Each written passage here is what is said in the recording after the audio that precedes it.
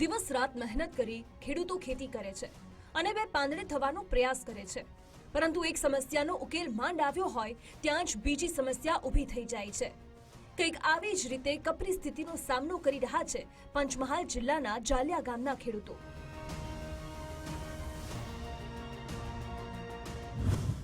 પંચમહાલના ખેડૂતો માટે ખેતીમાં મોટો પડકાર। જાલિયા ગામના ખેડૂતોની ઊંઘ થઈ હરામ। જંગલી ભૂંડના ત્રાસથી ખેડૂતો પરેશાન। પાકને બચાવવા ખેડૂતોના ઉજાગરા।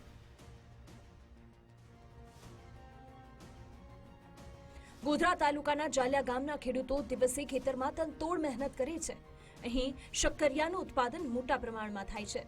ગામના 75% ખેડૂતોએ શક્કરિયાનું વાવેતર કર્યું છે।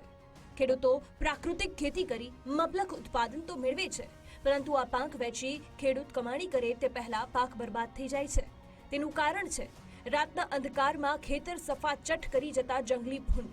જી હા, રાતના સમયે ખેતરોમાં જંગલી ભૂંડ મોટી સંખ્યામાં ત્રાટકે છે અને ખેડૂતોના મહામૂલા પાકને તહેસ નહેસ કરી રહ્યા છે, જેથી પાકને બચાવવા માટે ખેડૂતો શિયાળાની કડકડતી ઠંડીમાં પણ ઝૂંપડું બનાવી ઉજાગરા કરવા મજબૂર બન્યા છે।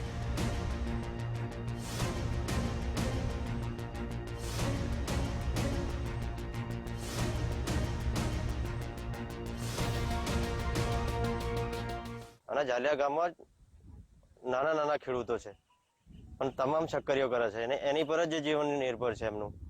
એટલા માટે સરકારશ્રીને મારા નમ્ર વિનંતી કે નાના ખેડૂતોને બી ફેન્સિંગની વાડ આપે અને ભૂંડના ત્રાસથી અટકાવે।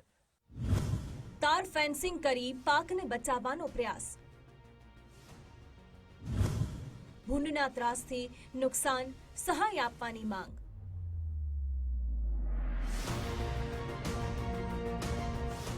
જંગલી ભૂંડથી પોતાના પાકને બચાવવા માટે ખેડૂતો રાતના ઉજાગરા તો કરે છે, સાથે સાથે ખેતરની ચોતરફ સાડી કે તારની વાડ બનાવી છે, જેથી જંગલી ભૂંડનું ઝુંડ ખેતરમાં ઘૂસી ન શકે। ત્યારે સરકાર દ્વારા અપાતી ખેડૂતોના હિતલક્ષી તાર ફેન્સિંગ યોજનામાં આપવામાં આવે છે, તેમાં દરેક ખેડૂતને જમીન મુજબ સરકાર તાર ફેન્સિંગની ફાળવણી કરે તેવી રજૂઆત છે। ભૂંડના કારણે પાકમાં મોટા પ્રમાણમાં નુકસાન થાય છે, તે નુકસાનીને લઈને સરકાર સહાય આપે તેવી માંગ પણ છે। તો એમાં સરકારશ્રીને કહેવાનું કે તારની ફેન્સિંગ વાડ છે એ હેક્ટરે જે ખેડૂત માગે તે પ્રમાણે મળવું જોઈએ, બરાબર, અને એનો પૂરેપૂરા ભાવ ટેકાના મળવા જોઈએ।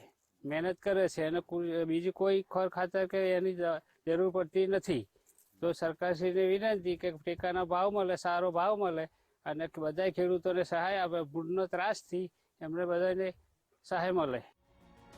પ્રાકૃતિક ખેતી કરી બે પાંદડે થવા માંગતા પંચમહાલના ખેડૂતોની હાલત કફોડી છે, ત્યારે જંગલી ભૂંડના ત્રાસથી પાકને રક્ષણ મળે તે માટે ખેડૂતોની રજૂઆતને સરકાર ક્યારે ધ્યાનમાં લે છે